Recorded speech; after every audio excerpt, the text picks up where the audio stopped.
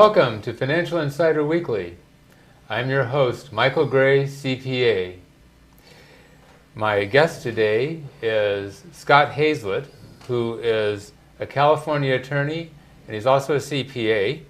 He practices in the areas of taxation, real estate planning, financial problem resolutions, and 1031 exchanges. He's a certified specialist in taxation law by the California State Bar Board of Legal Specialization. He's also a qualified intermediary for tax-deferred exchanges. Scott previously worked with Pricewaterhouse and was an investment executive with Merrill Lynch.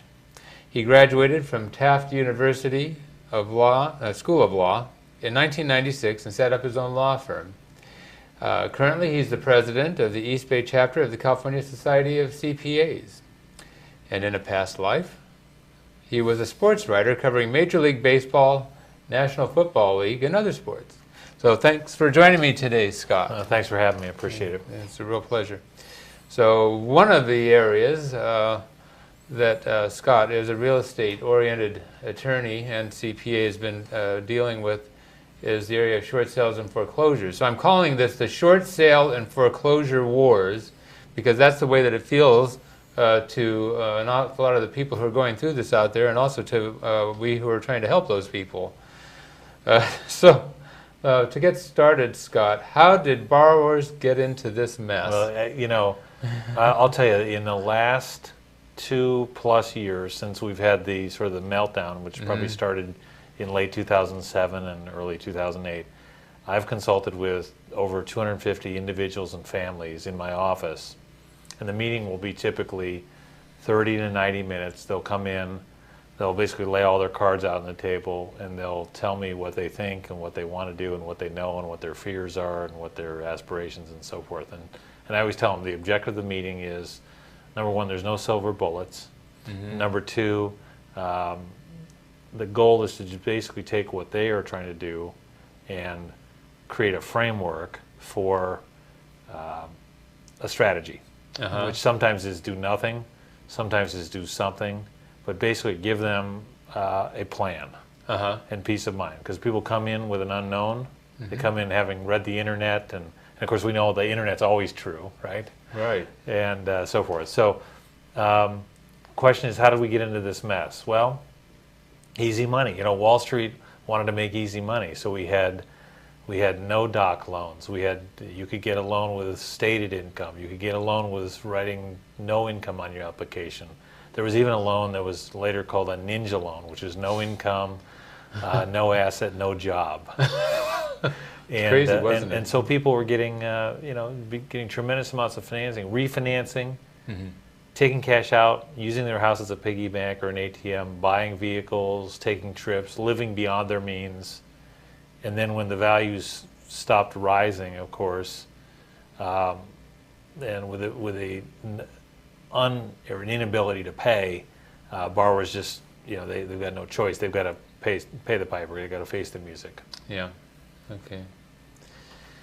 Well, when we're talking about short sales and foreclosures, real estate salespeople often promote short sales as the best alternative when the borrower is underwater, where they owe more than their home is worth.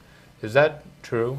Well, let's take a step back and really understand what's going on here. You're talking about a homeowner, an individual or a married couple, own a property. Let's say the property is worth $300 and the loan is $500. Okay.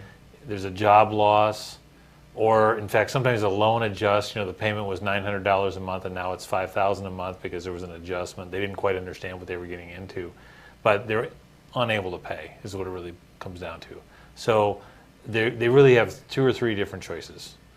One is they can keep paying. A lot of times they can't because they don't have the ability. Sometimes they can get a note modification. The lender will agree to change the payment or reduce the payment. That doesn't happen very often at all. A lot of frustration there.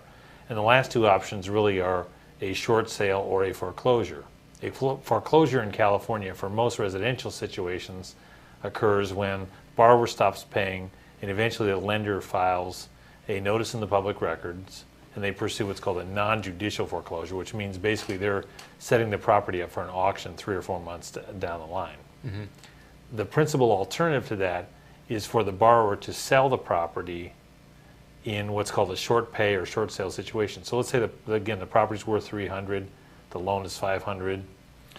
If they sell the property, ordinarily in the good old days when property values are up, you sell the property, there's enough to pay off the loan, you take some equity home with you and so forth. Right. In this case, the proceeds are not enough, and so we have to get the lender to agree to take less than the full amount owed.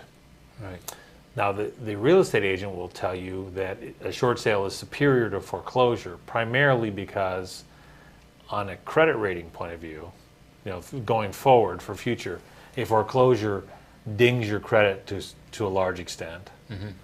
But a short sale also dings your credit to a large extent. Both are, mm-hmm. and actually some research has shown that in the credit scoring models that everybody seems to be so excited about, the short sale, which is basically a compromise of the loan amount, didn't pay in full, is actually not as bad, but nearly as bad as foreclosure.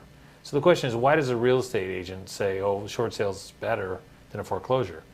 Very simple, that it's a sale and there's a commission. Right. So you have to be very careful when you listen to the real estate agent. Do they have the commission at heart, or do they have the client's best interest at heart? Right. So yeah, that's sort of that's in my view and in my experience, it's become quite clear that a short sale is not always the best alternative. And oftentimes is not the best alternative. Usually the foreclosure is a better alternative for reasons that we'll discuss. Okay.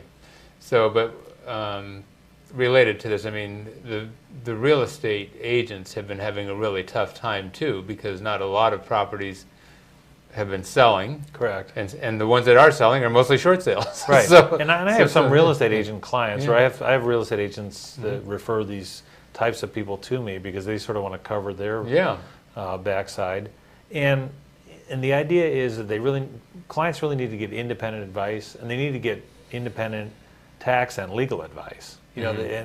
So what I've seen is there's a crossover. There's a little bit of a tax component, there's a financial component, there's a legal component, and there's actually a social component. Right. People get very concerned. We're talking about their home here. They're talking about home. We're talking about pride, yeah. which usually factors in an adverse way. I've never missed a payment. I've always been good. I was faithful to the system, and now I'm getting sort of, I'm getting a bad raw deal from the system. The big world is hurting me, and I don't understand. I'm confused. So there's some handholding that goes involved as well. Yeah. I don't remember which program it was, but anyway, it was one of the news programs last night. Of course, actually, they probably repeat the same story over and over again anyway, but it basically children complaining or talking about how their neighbors have disappeared, that they basically move out at night and they don't talk to the neighbors because they're so embarrassed. Correct. And so anyway, so there's a big emotional element in this thing. But in the question is, would somebody be better off just walking away, which means there will ultimately be a foreclosure? In the California statutory scheme, actually in many cases that would be true, because if there is a foreclosure and it's handled in the most ordinary way, the non-judicial foreclosure, at the end of the foreclosure on a first loan against a property, let's say I own a house, I have one loan, yes, there is a foreclosure, it's a non-judicial foreclosure, and let's say the value is 300 and the loan is 5, there's a deficiency, but I do not have to pay it. Right. The foreclosure stops at forever. Whereas in a short sale situation, unwittingly, without proper legal advice or independent advice, it's possible that you go through that short sale and yet you revive or you sort of reaffirm this $200,000 deficiency unwittingly, and the only thing you really pick up is maybe a little bit better credit, but you still are on the hook for the $200,000 and they can reach other assets. So that's why it's very, very critical to get independent advice regarding these types of situations.